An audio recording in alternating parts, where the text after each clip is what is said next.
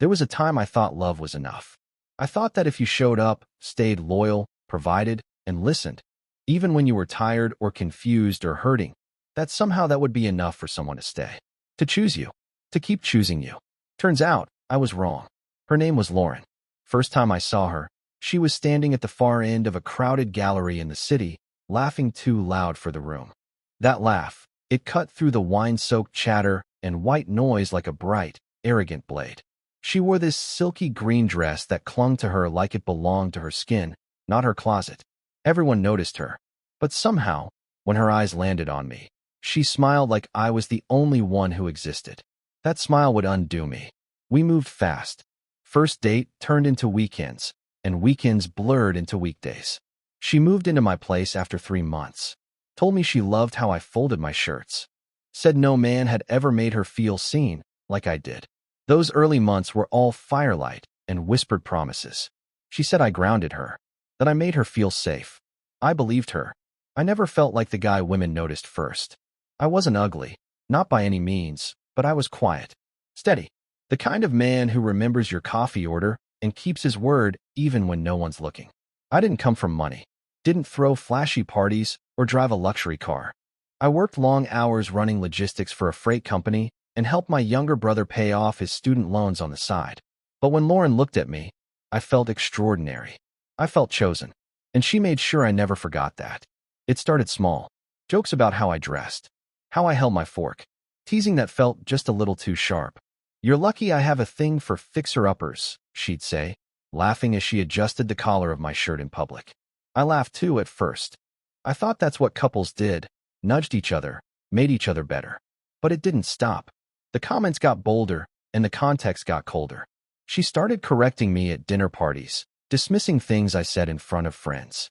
One night, after a client meeting I was proud of, I came home beaming. I told her about it, excited. She barely looked up from her phone. "That's cute," she said. "But let's be honest, babe. You'd be lost without me." I paused. Something in my chest pinched. What's that supposed to mean? She looked up then, all lashes and that tired, slightly amused smirk. "Come on. You know you married up. You should be grateful I chose you." I just stood there. I didn't know what to say. Grateful. The word clanged around in my head like a dropped coin on concrete. Grateful? I had paid for our wedding. Moved us into a townhouse I spent years saving for.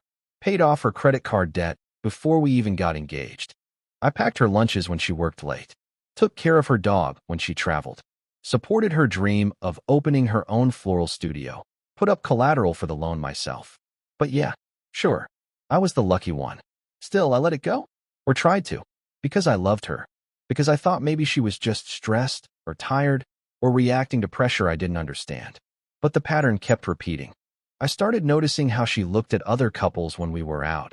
Her eyes lingering on guys in designer jackets. The way her mouth tightened when I'd order something modest from the menu. I never liked expensive things. Never needed them. But Lauren? She liked to be seen. She once told me, "People treat you better when you look like you don't need them." Maybe that's what I never understood. I was taught to be dependable. She was taught to be desirable.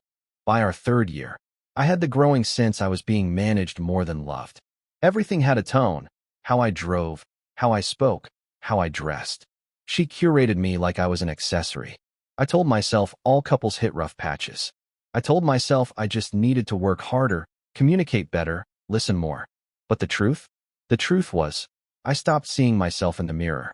I was just becoming a reflection of whatever she needed me to be at the time. It all came to a head one night at a benefit dinner she'd organized. She'd spent weeks planning it. High-end venue, polished guest list, custom lighting. I wore a suit I'd had tailored specifically for the occasion. When I stepped out of the bedroom that night, she looked me over and said, "Thank God you clean up well. Let's not embarrass me tonight." That was it. No smile. No compliment. Just another reminder that I was something she had to make presentable. At the event, she introduced me as her rock, then spent the next 2 hours barely acknowledging me. I watched her float through the room like it was her stage, and I was just a stagehand. I stood by the bar at one point, listening to her talk to a couple of investors. One of them asked if I worked in finance, and she laughed.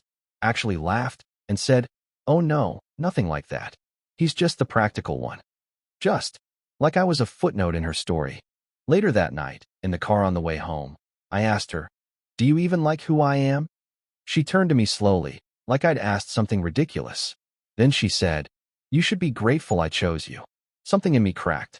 I didn't argue. I didn't defend myself. I just nodded and looked out the window. The silence between us was thick, but it felt clearer than anything she'd said in months. That night, I lay awake beside her, staring at the ceiling. And for the first time in a long time, I started thinking about what my life might look like without her in it. What it might feel like to just walk away. Not in anger, not in revenge, just in quiet, simple peace. She had chosen me, yes, but maybe I had the right to choose myself too. Once that thought took root, that idea of choosing myself, it never really left. I moved through the next few weeks like a man seeing his life from a distance. Like I'd been playing a part one didn't audition for, and finally realized I didn't want to keep reading the script. I still showed up, still did the dishes, still asked about her day, but something had shifted. Not out of spite, out of clarity. Lauren didn't notice at first. Or maybe she did, but chose to ignore it. She was busy with an upcoming expansion of her studio, partnering with a designer brand for some kind of wedding series. She was always busy. That was the excuse for everything. The days got quieter between us. I'd speak, and she'd nod while scrolling. I'd ask a question, and she'd hum, not really hearing me. We shared a bed, but not space. A house, but not a home. And then one night, something subtle happened, but it hit me like a freight train. We were getting ready for a dinner with some friends of hers. I had just tied my shoes, sat back on the couch, and looked at her standing by the hallway mirror, fixing her earrings. She looked incredible. I mean, objectively beautiful in that polished, magazine cover kind of way. She caught my reflection in the mirror and said, almost casually, "Don't forget to let me talk tonight. Try not to interrupt like last time, okay?" I hadn't said more than 3 sentences the whole previous dinner. But it wasn't just what she said. It was how she said it. Like I was a liability. An accessory she had to control. A child she needed to manage. She didn't look at me when she said it. Just adjusted her hair, smoothed her dress, and walked out. I sat there a long time after she left the room. And I remember this odd thing. I noticed the hum of the refrigerator. The click of the wall clock. The kind of silence that reminds you how loud disconnection can be. That night, I didn't go with her. I said I had a headache. She didn't press. Just tossed me a quick, feel better, over her shoulder and left. I didn't have a headache. I had a decision to make. I took out my phone and scrolled through old photos. Us on hikes, us building furniture, us dancing barefoot in the kitchen with cheap wine and Spotify playing. I wasn't delusional. I knew things had changed. But I also knew there was a version of us that was real once. And I tried, really tried, to hold on to that. To fight for it. But I was fighting alone. The next morning, I went into the garage and opened the boxes I hadn't touched since we moved in. Things that used to belong to just me. A few books, an old guitar, a stack of letters from my mom. It felt like visiting a past life. I didn't make a big plan. I didn't plot a grand exit. I just started reclaiming little pieces of myself. I started waking up early, going for runs. I stopped rearranging my schedule to match hers. Stopped apologizing for wanting quiet. For being tired. For not laughing at her jokes when they made me feel small. And somewhere in that quiet stretch of days, I began moving money into a private account. Not because I was hiding, but because I knew. Deep down, I knew the end wasn't a matter of if, just when. Then one afternoon, while she was at a tasting event with her team, I walked into our bedroom to get a book I'd left on the nightstand.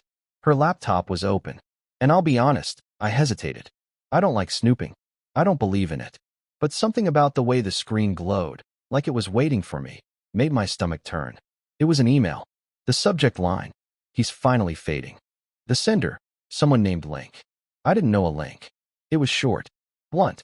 Told you he'd roll over. "You really have a type, huh? Just let me know when you're ready to make it real." She hadn't responded yet, but beneath it were messages. Weeks of them. A slow-burning thread that started as business and blurred into late-night flirting, hotel meetups, shared secrets. She called me safe. Predictable. Said I meant well. That she owed me a lot. Owed. Like I was a debt she couldn't wait to write off. I don't remember how long I stood there. I didn't rage. Didn't cry. Just closed the laptop, walked out of the bedroom, and sat on the porch until the sun went down. The world didn't stop turning. The wind didn't care. Neither did the dog next door who barked like clockwork at 6:15. But something inside me went still, like a man finally done pretending he's not drowning. That night, she came home chipper, kissed my cheek, told me the event was a hit, said she might fly to LA next week for a partnership meeting. I didn't say anything. I just nodded. That weekend, I went to visit my brother. I told him everything. For the first time, I said the words out loud. She's not in this with me anymore. He didn't try to fix it, didn't bash her, just asked, "What are you going to do?" And I said, "I think I'm going to walk away. Not storm, not explode, not demand apologies. Just walk." He nodded. That sounds like peace. When I got back home, she was already asleep. I stood at the doorway of our bedroom, watching her silhouette under the glow of the bedside lamp. The woman I once believed was my world. The woman who told me I should be grateful. And in that moment, I didn't feel bitter. I felt free. I woke up before sunrise the next morning. There was something clean about the silence that hour. No traffic, no phone buzzing, just me and the soft, dim blue of a sky about to change. I packed slowly. Not everything, just the things that mattered. The guitar, my journal, a box of old photographs, a leather-bound copy of Leaves of Grass she once gave me when she still remembered what I loved. I didn't touch the kitchenware or the furniture. I didn't care about the sheets or the curated wall art or the wine rack she insisted we needed. I left the keys on the counter, and I wrote her a note. Not long, not cruel, just honest. There's no need to fight, no need to explain. You told me I should be grateful, and I was. Grateful for the love I thought we had. Grateful for the chance to believe in something. But now I choose to be grateful for something else. The clarity to know when it's time to leave. I wish you peace. I wish myself freedom. I folded it, placed it on her pillow. I didn't slam the door. I didn't look back at the house as I walked to my car. I didn't even turn the music on for the drive. The world moved like normal. Mail trucks, joggers, a kid on a bike. But something in me was new. About halfway down the interstate, my phone lit up. I didn't pick up. Not then. Maybe not ever. The voicemails came in waves. Confusion. Then anger. Then the soft, breathy kind of panic when someone realizes they misjudged the gravity of a moment. "Can we talk? You're overreacting. Why would you leave like that?" I didn't mean it the way it sounded. But I did mean it. The walking away part. I meant every quiet, decisive step. That afternoon, I checked into a small cabin by the lake. No internet. No expectations. Just me, some birds I couldn't name, and the sound of water lapping against the dock. And that's where I really met myself again. The man who used to hum while cooking dinner. The man who wrote poems in margins. The man who laughed, not because he was trying to keep peace, but because something actually moved him. I stayed there for 6 days. Not hiding, just being. On the 7th morning, I watched the fog lift off the lake like a secret finally exhaled. And I thought about her. Not with rage, not with regret, but with a kind of gentle grief for what we lost, and what I let go of for so long. I had tried. Truly. I had bent myself into shapes to fit her version of acceptable. And in the end, it wasn't that she didn't love me. It's that she only loved the version of me that made her feel chosen. I think that's what stung the most. Not the betrayal, not even the emails. But the moment I realized that in her story, I was just the supporting cast. The safe bet. The prop that made her look stronger, smarter, more desirable. And the minute I stopped playing that part, when I started reclaiming silence, space, boundaries, she lost interest. They say when someone shows you who they are, believe them. She showed me when she laughed off my dreams, when she brushed off my presence, when she told me, "You should be grateful I chose you." Like she was bestowing grace, not sharing love. Well, she got to watch me walk away. I didn't yell. I didn't explain. I didn't burn the house down. I just let her sit in that silence. Let her realize, maybe too late, that the man she thought would never leave already had. I don't know what she tells people now. Maybe that I was cold, or distant, or couldn't handle a strong woman. Maybe she paints me as the fool who didn't understand what he had. But I know the truth. And the truth is quiet. Simple. Solid. I loved her. I gave her every chance to meet me in the middle. She chose the pedestal. I chose peace. And I think I won't ever settle again for being grateful to be chosen. From now on, I'll only walk beside someone who's grateful I stayed.